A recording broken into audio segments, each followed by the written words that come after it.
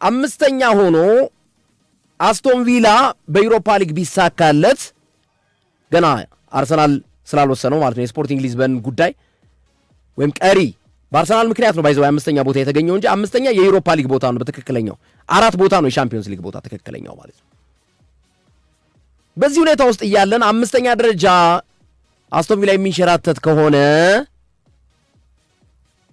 ስድስተኛው ላይ ያለው ቡድን በዩሮፓ ሊግ ተሳክቶለት አስቶን ቪላ ስድስተኛው ይገባል ወይ የሚል ጥያቄ ነበር ዶናልድ ትራምፕ ካልተሳሳትኩኝ እኔ የተረዳሁት በዛ ደረጃ ነው ያኔ ማለት ነው።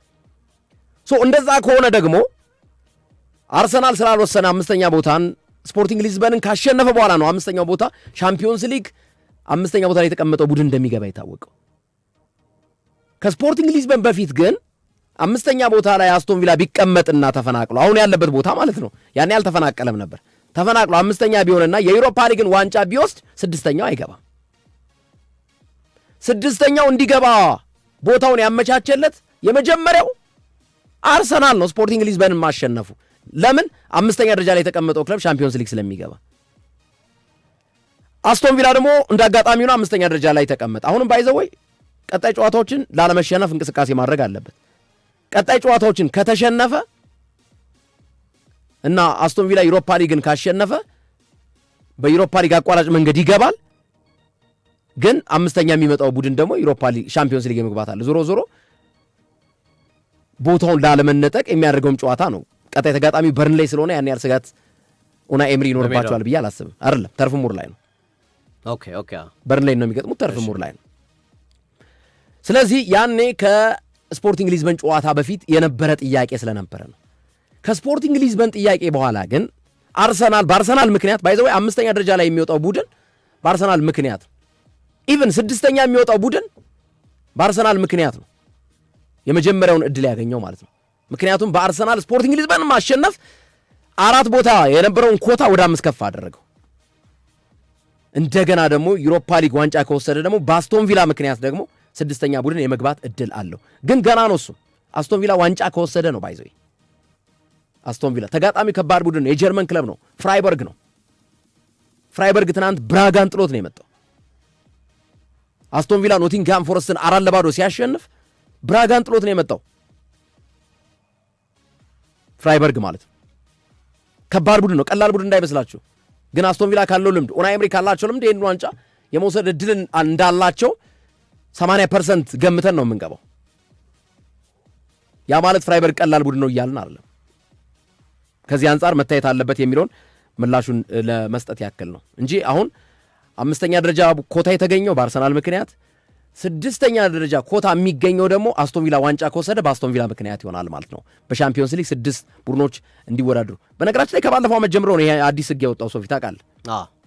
ከባለፈው ዓመት ጀምሮ በአዲሱ ፎርማት ነው እንጂ ከዛ በፊት እንደዚህ አልነበረም።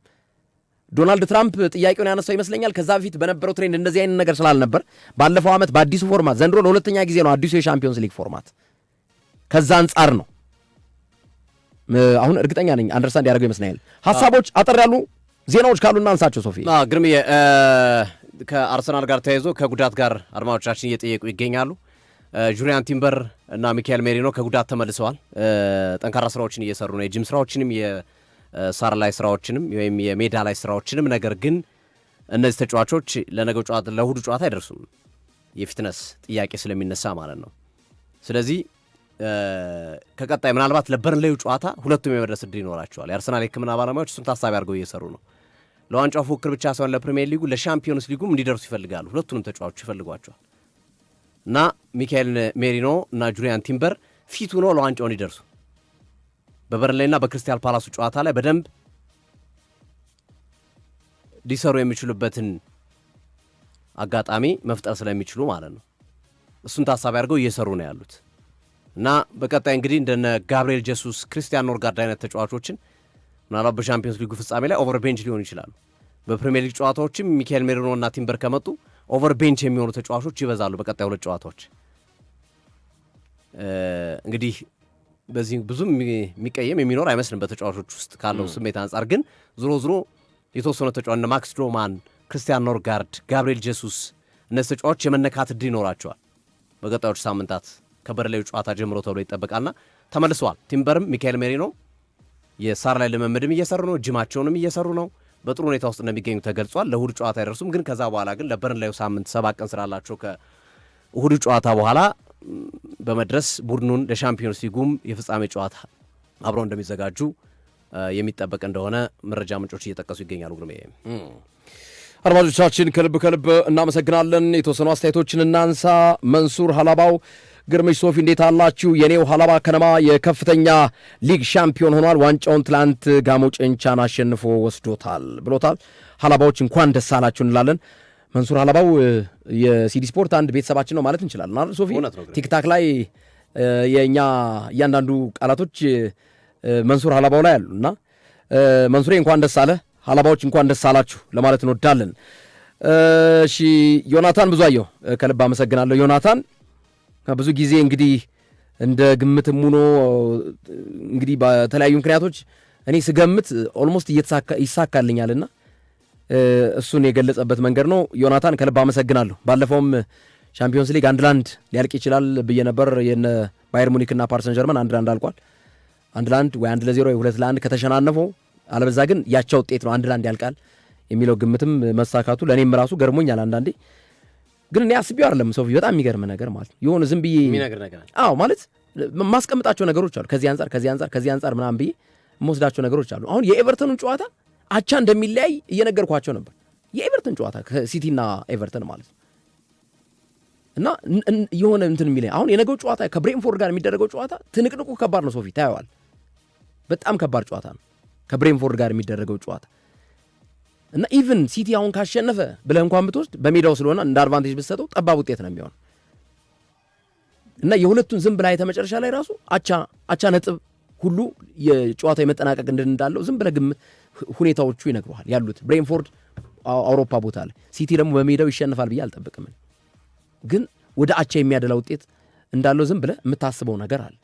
ሌላው ይፈትነዋል ብለህ የምታስበው ሲቲን በርማውዝ ነው። በርማውዝ 6ኛ ደረጃ ላይ ስላለ ማለት በዛ ላይ ቪታሊቲ ስቴዲየም የሚደረግ ጨዋታ ነው፣ ከሜዳ ውጭ ነው ሲቲን እና ሲቲን አሁን ያሸንፈዋል ብለህ ዝም ብለህ የምትናገረው በርማውዝን ነው ካለው ነባራዊ ሁኔታ አንጻር ማለት ነው። እና ነገሮች ትንሽ በጣም ከተለያዩ አንግል አይታቸው የምታስቀምጣቸው ነገሮች የመጨረሻውን ውጤት ፕሪዲክት እንድታደረግ ይኖረዋል። ፕሪዲክሽን ሊሳካም ላይሳካም ይችላል። መሳካቱም አያኩራራም፣ አለመሳካቱም ስተት ነው ማለት አይደለም። ዲስ ፕሪዲክሽን ግምት ነው። አንድ ሰው ሰሞኑን ያለው ትንሽ ፈገግ አሰኝቶኛልና ትንቢት ሲናገር የስፔኑ አሰልጣኝ በሻምፒዮንስ ሊግ ዋንጫ እንደሚወስድ ታይቶኛል አለ። ሁለቱም እኮ የስፔን አሰልጣኝ ናቸው እኮ። የስፔኑ አሰልጣኝ ዋንጫ እንደሚወስድ ታይቶኛል ብሎ ትንቢቱን ተናገረ። የሃይማኖት ሰው ይመስለኛል ካልተሳሳትኩኝ ማለት ነው፣ ሰሞኑን ያየሁት ማለት ነው። ግን ሁለቱም የስፔን አሰልጣኞች ናቸው። ኤኒዌይስ አድማጮቻችን ከልብ እናመሰግናለን። እናት ባንክ የዚህ ፕሮግራም አጋራችን ነው። ማን እንደ እናት ይላችኋል። በእናት ባንክ ይቆጥቡ፣ ጠቀም ያለ ወለድ ያገኙ እንለውታለን። የዛሬ ፕሮግራማችን በዚሁ ተጠናቋል። ሰላም ሁኑልን። ባባይ